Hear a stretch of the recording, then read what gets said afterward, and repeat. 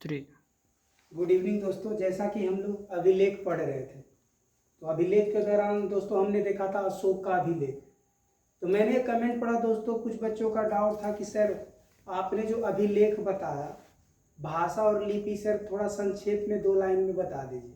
तो दोस्तों मैं थोड़ा सा अभिलेख बता दूंगा और भाषा और लिपि में क्या डिफरेंसेस है।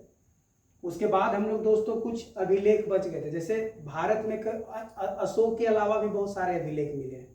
जैसे आप पढ़ोगे प्रयाग प्रशस्ति लेख, सगोरा का अभिलेख, खारवेल का अभिलेख, एहोल का अभिलेख, भीतरी अभिलेख, विदिशा का अभिलेख, बागजकोई का अभिलेख। तो बहुत सारे दोस्तों अभिलेख है। तो अभिलेख से संबंधित राजा और क्षेत्र, कौन सा अभिलेख किस राजा का था और कहाँ। जैसे मान लो एग्जाम्पल में हाथी गुफा अभिलेख, तो हाथी गुफा अभिलेख खारवेल राजा से रिलेटेड है और कहाँ का है, तो उड़ीसा का। और इस अभिलेख में खास क्या है, तो इस बातों पर दोस्तों हमें ध्यान देना होगा कि अभिलेख से संबंधित राजा और उससे संबंधित क्षेत्र या राज, और साथ ही उस अभिलेख का महत्वपूर्ण विशेषताएं क्या है। तो आज हम लोग और भी अभिलेख देखेंगे दोस्तों, लेकिन सबसे पहले हम लोग देखना चाहेंगे अभिलेख का क्या मतलब है और भाषा और लिपि, जो किसी बच्चे ने कमेंट में सवाल किया था। तो दोस्तों एक पीडीएफ के माध्यम से हम समझने का कोशिश करते हैं। दोस्तों जैसा कि लास्ट क्लास में मैंने बताया था, अभिलेख कहने का मतलब दोस्तों अंदर की ओर लिखना होता है। तो अंदर की ओर लिखना कहने का मतलब कि उसके अंदर गड़ा के लिखना है। आप उसको किसी के अंदर आप क्या कर रहे हो, उत्कीर्ण कर रहे हो। जैसे एग्जाम्पल दोस्तों, मान ले मैं किसी का नाम लिखना चाहूंगा, अगर मैं अपने हाथ पे पेन से नाम लिख देता हूं, ऐसे संथल, तो दोस्तों अगर मैं पेन से नाम लिख देता हूं तो ये लेख हुआ। लेकिन अगर मैं चाकू निकाल के किसी का नाम अपने हाथ में अंदर की ओर अपने नस काटते हुए लिखूंगा तो कहलाएगा अभिलेख। तो इसको थोड़ा सा हम देखेंगे दोस्तों कि अभिलेख क्या है। जैसे एग्जाम्पल आप देख लो, मान ले जैसे किसी लिख दिया हिज नेम, तो दोस्तों अगर पेन से अगर हाथ पे आप लिखो तो लेख कहलाएगा। लेकिन आप थोड़ा अंदर आओ, ये क्या कहलाएगा, हाथ पर पेन से लिखना लेख कहलाता है। लेकिन दोस्तों आप एक मूवी देखोगे डर, शाहरुख खान का, जिसमें उसने बोलता किरण, तो उसमें देखो दोस्तों जो किरण की बात है, तो देखोगे दोस्तों शाहरुख खान यहाँ पे किरण का नाम चाकू से लिखा हुआ, तो अपने अंदर में गड़ा के लिखा हुआ, तो अंदर की ओर लिखना ही दोस्तों अभिलेख कहलाता है। तो बस यही अभिलेख का एक सामान्य अर्थ है। अब दोस्तों एक भाषा और लिपि में क्या अंतर है। भाषा कहने का मतलब होता है दोस्तों ध्वनि, उच्चारण या साउंड। अगर जो भी हम बोलते हैं और आप सुनते हो तो कहलाया भाषा। लेकिन अगर हम लिख के बताएंगे तो उसको कहेंगे लिपि। बहुत सारे लोग हो जो बोल नहीं पाएंगे, मान लो जो गूंगा हो, बोल नहीं पा रहा, तो अपने बात को कैसे रखेगा, लिख के। तो अगर आप बोलते हो, ध्वनि है, उच्चारण है, तो भाषा। अगर आप लिखते हो तो लिपि। तो जैसे कहने का मतलब एक एग्जाम्पल देते, मान ले मैं बोल दिया मेरा नाम संतन है, संतन लिखो, तो जो हिंदी जानता होगा देवनागरी लिपि में संतन लिख देगा, जो इंग्लिश जानता होगा अंग्रेजी में रोमन में संतन लिख देगा, जो उर्दू जानता होगा उर्दू लिपि में संतन लिख देगा। तो लिखने का तरीका हो गया लिपि, और जो ध्वनि है, जो उच्चारण, उसको बोलेंगे भाषा। जैसे एग्जाम्पल देखो दोस्तों, इसी को मैंने जिक्र किया, ध्वनि का मतलब, भाषा का मतलब होगा ध्वनि, उच्चारण, जो हम बोलते हैं भाषा है, जो हम लिखते हैं वह लिपि है। जैसे एग्जाम्पल दोस्तों मैंने दिया यहाँ पे कि मैंने कहा कि मेरा नाम संतन है, तो संतन उच्चारण हुआ। लेकिन कोई आदमी संतन ऐसा भी लिख सकता है, कोई आदमी संतन उर्दू लिपि में भी लिख सकता है, कोई संतन देवनागरी लिपि में लिखता है। तो लिखने का तरीका दोस्तों बदल जाएगा। तो लिख के आप रिप्रेजेंट करोगे तो लिपि कहलाएगा। जैसे लास्ट समय हम अशोक के बारे में बताए थे कि भाषा क्या था, संस्कृत था, मगही था, अर्धमगही था, प्रकृत था। लेकिन लिपि क्या था, तो आप देखो खरोष्टी लिपि, ब्राह्मी लिपि, अरमाइक लिपि और ग्रीक लिपि। तो अपने जो लेख में अलग अलग लिपि का प्रयोग हुआ। तो दोस्तों एक छोटा सा ओवरव्यू था जिनको डाउट था। आज दोस्तों बाकी के अभिलेख हम लोग पढ़ने वाले हैं कि अशोक के अलावा अगर जब अभिलेख का बात करेंगे तो और कहां कहां का अभिलेख है। तो सबसे पहले दोस्तों अभिलेख के बारे में आप देखोगे, जैसे यहाँ पर देवपाड़ा का अभिलेख, हाथी गुफा अभिलेख, मंदसौर, जूनागढ़। फिर इधर देखोगे हाथी गुफा तो देख लिए, जूनागढ़ का गिरनार, मास्की अभिलेख, एहोल अभिलेख, ग्वालियर अभिलेख। फिर दोस्तों आगे आओगे स्पेशली मौर्य साम्राज्य के अभिलेख थे दोस्तों कि कहाँ कहाँ जो मिला हुआ है। तो एक छोटा सा डायग्राम आप देख सकते हो।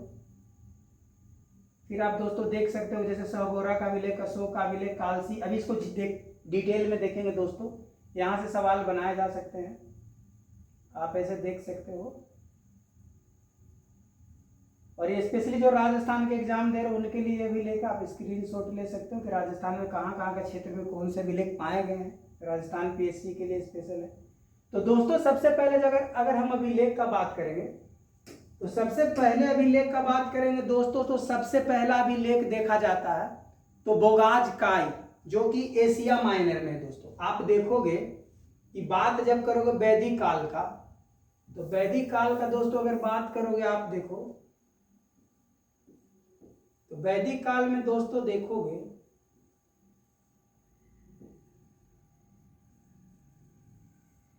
तो वैदिक पीरियड का दोस्तों जो काल है ना, वैदिक काल का दोस्तों इसका जो डेट है वो लगभग 1500 बीसी से लेकर दोस्तों 600 बीसी, इस दौरान में आप देखोगे दोस्तों। तो वैदिक काल का जानने का प्रमाण क्या है? वेद है। तो वेद में हम लोग जैसे चार वेद जानते हैं दोस्तों, ऋग्वेद, सामवेद, यजुर्वेद और अथर्ववेद। तो साहित्यिक प्रमाण है वेद के बारे में जानने का, लेकिन क्या कोई पूरा तात्विक प्रमाण है? क्या कोई ऐसा प्रमाण है, अभिलेख है? तो इंडिया में नहीं दोस्तों, एशिया माइनर में। एशिया माइनर में आप देखोगे, एशिया माइनर कहने का मतलब मध्य एशिया में, मध्य एशिया बोल लो दोस्तों। यहां एक जगह है बोगाज काय, यहां पे संधि पत्र अभिलेख में दोस्तों, संधि पत्र अभिलेख में वैदिक देवता का जिक्र है दोस्तों। वैदिक देवता, जैसे वैदिक देवता में बोलोगे वरुण, मित्र, आप देखोगे दोस्तों तो वैदिक देवताओं का उल्लेख है कहां? बोगाज काय। तो ये दोस्तों एक सवाल यहां से पूछेगा, सबसे प्राचीन अभिलेख कौन है? कौन सा ऐसा अभिलेख? तो सबसे प्राचीन अभिलेख दोस्तों कौन हो गया? वैदिक काल का जानकारी मिलता है बोगाज काय, जो एशिया माइनर में, मध्य एशिया में। तो दोस्तों यहां से एक सवाल बन सकता है। तो ये रहा दोस्तों, इसे आप ध्यान रखिए। दूसरा देखोगे दोस्तों, हेलियोडोरस जो है, आप देखोगे दोस्तों कि जैसे भारत में हमने पढ़ा था कि बहुत सारे यूनान राजदूत आ रहे थे। भारत में दोस्तों बहुत सारे यूनान राजदूत आ रहे थे। जैसे हम लोग देखे थे दोस्तों मेगास्थनीज के बाद दोस्तों हम लोग देखे थे कौन? डायमेकस। तो मेगास्थनीज या डायमेकस लास्ट क्लास में हमने पढ़ा था। तो जनरली यहां तक ग्रीक बोलो या दोस्तों यवन बोलो, तो यही कहीं एक और राजदूत है, उसका नाम है हेलियोडोरस।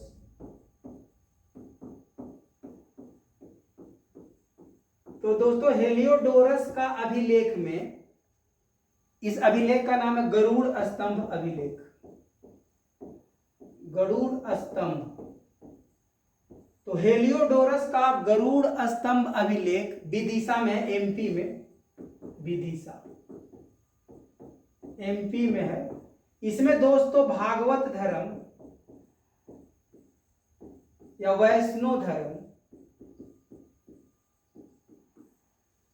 के बारे में जिक्र है। जनरली गुप्त काल का समय में दोस्तों गरुड़ स्तंभ का बात है। तो गुप्त काल जनरली आप देखो गुप्त शासक जो तो वैष्णव धर्म को अपनाए थे। तो कहीं ना कहीं यहां से एक सवाल पूछेगा कि हेलियोडोरस जो है कहां का राजदूत है? यूनान का राजदूत है जो भारत में आया है। तो हेलियोडोरस का जो है गरुड़ स्तंभ अभिलेख जो कहां है? विदिशा एमपी में है। उसमें किसके बारे में जानकारी मिलता है? तो भागवत धर्म, वैष्णव धर्म का जानकारी मिलता है दोस्तों। तो यहां से भी एक सवाल बन सकता है। आगे आप देखोगे दोस्तों खारवेल।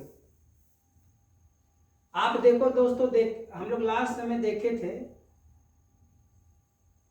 जब अशोक का हम लोग कलिंग लड़ाई पढ़े थे दोस्तों। तो अशोक का जब हम लोग बोले थे यहाँ मगध है, मगध में अशोक है, और यहाँ पर खारवेल है, खारवेल में राजा अनंत था। तो तो अशोक और अनंत के बीच में लड़ाई हुआ था दोस्तों, जो 261 BC में। तो इस समय खारवेल को बहुत ज्यादा नुकसान हुआ था। सॉरी, जो यहाँ का राजा था, कलिंग का जो राजा था, अनंत को बहुत नुकसान हुआ था। और उस समय आप देखे थे किस प्रकार के कलिंग के युद्ध ने अशोक का हृदय परिवर्तन किया। तो कलिंग राज समझो कि यहाँ का बहुत ज्यादा क्षति हुआ था। लेकिन बाद के कालों में देखोगे दोस्तों, लगभग 193 ईस्वी पूर्व आप देखोगे तो कलिंग में ही एक नया राजवंश बनता, उसका नाम होता है चेदी राजवंश। चेदी राजवंश। और चेदी राजवंश में एक राजा होता जिसका नाम होता खारवेल। तो दोस्तों, राजा अनंत के मरने के बाद खारवेल मतलब कलिंगा मतलब उड़ीसा कमजोर हो गया था। लेकिन बाद के कालों में दोस्तों देखोगे कि नया राजवंश बनता चेदी राजवंश। उसी का एक राजा खारवेल जो कलिंगा को फिर से क्या करता है, वैभव और सम्मान के दृष्टि में ले आता है। तो देखोगे कि जो खारवेल का ये जो राजा है, इसी का हाथी गुफा अभिलेख, हाथी गुफा अभिलेख। तो दोस्तों सवाल पूछेगा हाथी गुफा अभिलेख किससे संबंधित है, किस राजा से? तो खारवेल राजा से। तो कहाँ है? तो कलिंगा में, उड़ीसा में। इसका जो पीरियड है दोस्तों देख सकते हो 193 से लेके 170 BC का काल है। तो दोस्तों यहां से भी एक सवाल बनने की संभावना है हाथी गुफा अभिलेख से। फिर बाद में देखोगे रुद्र दमन का दोस्तों सुदर्शन झील, जो हम लोग लास्ट टाइम देखे थे जब हम लोग पढ़ रहे थे कि चंद्रगुप्त मौर्य दोस्तों पढ़ रहे थे, तो याद है मैंने बोला था चंद्रगुप्त मौर्य जब पढ़ रहे थे तो हम बोले थे कि चंद्रगुप्त मौर्य जब मगध में यहाँ पे था, तो चंद्रगुप्त मौर्य के काल में ही उसका एक गवर्नर था जो वहां पर सुदर्शन झील का निर्माण किया था। सुदर्शन झील का निर्माण किया था, पुष्पगुप्त नाम था उसका दोस्तों, शायद पुष्पगुप्त नाम था। तो आप देखोगे कि यहाँ पर सुदर्शन झील का निर्माण किया था। तो सुदर्शन झील के बारे में जानकारी दोस्तों आपको मिलेगा रुद्र दमन का जूनागढ़ अभिलेख। जूनागढ़ अभिलेख ये दोस्तों कहाँ है? तो गुजरात में है। तो दोस्तों गुजरात में जूनागढ़ अभिलेख है जो रुद्र दमन का। रुद्र दमन यहाँ का राजा नहीं है, विदेशी राजा। जब हम लोग पढ़ रहे थे सबसे पहले भारत में ईरान का आक्रमण होता, फिर हिंद यवन का आक्रमण होता, फिर शक का आक्रमण होता, फिर पल्लव का आक्रमण होता, फिर कुषाण का आक्रमण होता। तो जो शक राजा है, शक लोग जो आते हैं मध्य एशिया से आते हैं, यही शक राजा है दोस्तों, शक राजा है, यही है रुद्र दमन। तो रुद्र दमन अभिलेख जो जूनागढ़ में, उसमें कहीं ना कहीं सुदर्शन झील का जो निर्माण हुआ था उसके बारे में जानकारी मिलता है। तो दोस्तों यहां से एक सवाल बनता है। साथ ही साथ आप देखोगे दोस्तों चंद्रगुप्त मौर्य से ही संबंधित सहगोरा का अभिलेख, चंद्रगुप्त मौर्य से ही संबंधित है दोस्तों सहगोरा का अभिलेख। सहगोरा, सहगोरा अभिलेख ये भी दोस्तों मगध से ही संबंधित है। तो आप देखोगे दोस्तों कि मगध में यहां पर चंद्रगुप्त मौर्य है और चंद्रगुप्त मौर्य का समय है मौर्य साम्राज्य है। तो इस समय सहगोरा का अभिलेख जनरली दोस्तों यूपी में है। तो सहगोरा का अभिलेख में दोस्तों क्या बताया गया, किससे संबंधित है? चंद्रगुप्त मौर्य से। और कहां पर है? सहगोरा यूपी में। तो इसमें बताया गया जिस समय अकाल आया था, तो उस अकाल के समय में, फेमाइन के समय में कैसे लोगों को सुरक्षा दिया गया, खाद्य सामग्री की पूर्ति की गई, चंद्रगुप्त मौर्य के द्वारा कैसे कैसे लोगों को अनाज वितरण किया गया, तो उसके बारे में दोस्तों सहगोरा का अभिलेख में क्या है? वर्णन है कि दुर्भिक्ष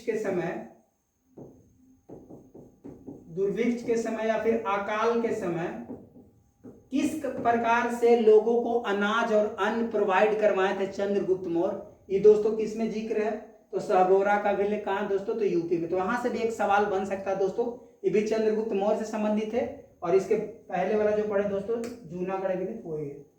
अब दोस्तों देखोगे एहोल अभिलेख, कर्नाटक का आप दोस्तों देखोगे, कर्नाटक के क्षेत्र में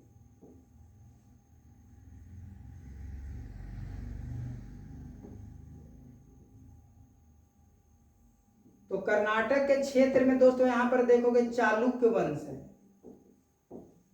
और चालुक्य वंश का सबसे ताकतवर राजा है दोस्तों पुलकेशिन द्वितीय, पुलकेशिन द्वितीय। और उत्तर में दोस्तों यहाँ थानेश्वर का इलाका है, थानेश्वर जो हरियाणा का क्षेत्र है, यहां पर है राजा हर्षवर्धन। आप देखो कि मौर्य साम्राज्य गुप्त साम्राज्य के बाद सबसे ताकतवर हिंदू राजा हर्षवर्धन बना था। गुप्त काल के बाद पढ़ाएंगे दोस्तों इसके बारे में। तो ये दोस्तों हर्षवर्धन जो था, थानेश्वर जो हरियाणा का है, यहां पर आप देखो कि उत्तर भारत को जीत लिया था लगभग, लेकिन दक्षिण भारत जब विंध्याचल पर्वत को पार करता है, तो विंध्याचल पर्वत में आप देखोगे पुलकेशिन द्वितीय और हर्षवर्धन दोनों के बीच में युद्ध होता है। तो यहां पर देखोगे दोस्तों कि पुलकेशिन द्वितीय का जीत होता है, हर्षवर्धन हार जाता है। कहने का मतलब हर्षवर्धन विंध्याचल पार करके दक्षिण भारत को कब्जा नहीं कर पाता है। तो एहोल का अभिलेख में दोस्तों इसका जिक्र है। यहां से पूछेगा एहोल कि एहोल का अभिलेख में क्या है, तो एहोल का अभिलेख दोस्तों कर्नाटक में है। कहां है? कर्नाटक में है। किस राजा से संबंधित है? तो पुलकेशिन द्वितीय से संबंधित है। कब का है दोस्तों? तो 634 से लेके 635 एडी का काल है दोस्तों। और रवि कृति जो है दोस्तों, रवि कृति ही इसका जिक्र किया है। रवि कृति जो है एहोल अभिलेख का कवि है, मैंने वही लिखा है इसके बारे में। तो दोस्तों यहां से बहुत सारे सवाल बनाए जा सकते हैं। एहोल अभिलेख कहाँ है? तो कर्नाटक में है। किस राजा से संबंधित है? तो राजा हर्षवर्धन और पुलकेशिन द्वितीय से संबंधित है। तो दोनों का युद्ध के बारे में वर्णन है। तो यहां से भी दोस्तों सवाल बनने की चांस है। रवि कृति इसका जो है क्या है, इसका एक प्रकार का लेखक है। ईस्वी दोस्तों देख लो 634 से 635। आगे दोस्तों देखते हैं हम लोग समुद्रगुप्त का प्रयाग प्रशस्ति। तो समुद्रगुप्त का दोस्तों देखोगे इसमें आप, तो समुद्रगुप्त दोस्तों आप गुप्त काल का पीरियड है दोस्तों, गुप्त काल का पीरियड है। और गुप्त काल भी लगभग मगध के इलाके में ही है। तो गुप्त काल का सबसे ताकतवर, ऐसे तो गुप्त वंश का संस्थापक दोस्तों श्रीगुप्त है, लेकिन इसका सबसे ताकतवर राजा होता है समुद्रगुप्त। समुद्रगुप्त जो दोस्तों की पूरा का पूरा भारत में दक्षिणावर्त, उत्तरी, पश्चिमी, पूर्वी लगभग सभी इलाकों को जीत लेता है। तो इसीलिए इसको बोला गया भारत का नेपोलियन। दोस्तों पूछा गया कि किसे भारत का नेपोलियन कहा गया, तो बोलते हैं समुद्रगुप्त को कहा गया। तो जो दोस्तों ये जो समुद्रगुप्त था बहुत ही ताकतवर राजा था। तो कौशाम्बी में जो अशोक का अभिलेख है उसको उठा के दोस्तों ले आया था कहां? इलाहाबाद, प्रयाग। कौशाम्बी से उठा के ले आया था प्रयाग। किसका अभिलेख? अशोक का अभिलेख। जो दोस्तों पढ़े थे कौशाम्बी में एक अशोक का अभिलेख है। तो कब लेके आया था? 200 एडी में उठा के कहां ले आया था? इलाहाबाद में। और इलाहाबाद में दोस्तों लाने के बाद इसी अभिलेख पे दोस्तों देखोगे, इलाहाबाद में लाने के बाद इस अभिलेख पे अपना जिक्र किया है। तो इस पे जो लिखा है उसका उस कवि का नाम है हरिसेन। हरिसेन ने समुद्रगुप्त का पूरा तारीफ किया, पूरा का पूरा व्याख्यान किया कि समुद्रगुप्त कितना ही ताकतवर राजा है, कैसे दक्षिणावर्त को जीता, उत्तरापथ को जीता, पश्चिमी को जीता, पूर्वी को जीता। तो कहीं ना कहीं उनका युद्ध के बारे में पूरा का पूरा किस में जिक्र है दोस्तों? तो प्रयाग प्रशस्ति जो कहाँ है दोस्तों? इलाहाबाद में है, यूपी में है। और जनरली ये पहले कहाँ था? तो कौशाम्बी में था, अशोक का अभिलेख था। इसको उठा के कौन ले आया था दोस्तों? समुद्रगुप्त। तो इससे दोस्तों पूछ सकता है कि प्रयाग प्रशस्ति में किसका जिक्र है? समुद्रगुप्त का जिक्र है। किस कवि ने लिखा था? तो हरिसेन ने लिखा था। साथ में इस पे जो समुद्रगुप्त जो बीना बजा रहे दोस्तों उसका भी जिक्र है। इस जो समुद्रगुप्त क्या थे? तो संगीत प्रिय थे, उसका भी जिक्र है, हरिसेन ने किया है। तो दोस्तों यहां से सवाल बनने की संभावनाएं हैं। फिर आप देखोगे दोस्तों भीतरी अभिलेख। भीतरी अभिलेख दोस्तों देखोगे और एक एरन अभिलेख देखोगे। पहले आप भीतरी अभिलेख देख लो। एक है दोस्तों भीतरी अभिलेख। इसमें दोस्तों स्कंदगुप्त जो है भीतरी अभिलेख में स्कंदगुप्त, गुप्त काल में एक और राजा आता है स्कंदगुप्त। तो दोस्तों स्कंदगुप्त क्या किया है, ये दोस्तों हून जो विदेशी आक्रमण हुआ है, आप देखोगे दोस्तों कि भारत में शुरू से लेकर लास्ट तक आक्रमण होता ही रहा। ऐसा नहीं कि भारत में आक्रमण नहीं हुआ, शुरू से लेकर लास्ट तक दोस्तों देखो कि भारत में आक्रमण होते ही आए। प्राचीन काल में ईरान का आक्रमण, ग्रीक का आक्रमण, शक का आक्रमण, पल्लव का आक्रमण, फिर देखोगे कुषाण का आक्रमण, और फिर अभी देखोगे हून का आक्रमण, हून। बाद में दोस्तों देखोगे कि अरब का आक्रमण, तुर्क का आक्रमण, मुगल का आक्रमण, अंग्रेज का आक्रमण। तो दोस्तों भारत में लगातार आक्रमण होता ही आया। तो हून का जब आक्रमण हुआ था तो हून को स्कंदगुप्त ने हराया था। इसका जिक्र दोस्तों किसमें है, भीतरी अभिलेख में इसका जिक्र है। कि दोस्तों देखोगे भीतरी अभिलेख में कहीं ना कहीं इसका जिक्र है। तो यहां से सवाल पूछेगा दोस्तों कि भीतरी अभिलेख किससे संबंधित है, तो स्कंदगुप्त से संबंधित है। इसमें हूनों को पराजय किया है, गुप्त काल का। तो दोस्तों यहां से एक सवाल बन सकता है। नेक्स्ट हम लोग देखेंगे दोस्तों भीतरी के बाद एरन अभिलेख। एरन अभिलेख में दोस्तों देखोगे ये भी गुप्त काल का ही है दोस्तों।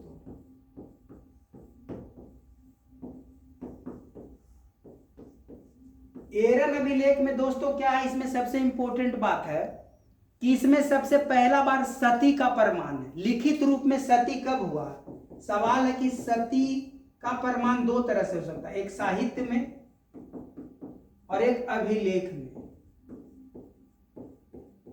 तो दोस्तों साहित्य में जो सबसे पहला सती का प्रमाण हो कहां मिलता है दोस्तों, तो आपको महाभारत में मिलेगा।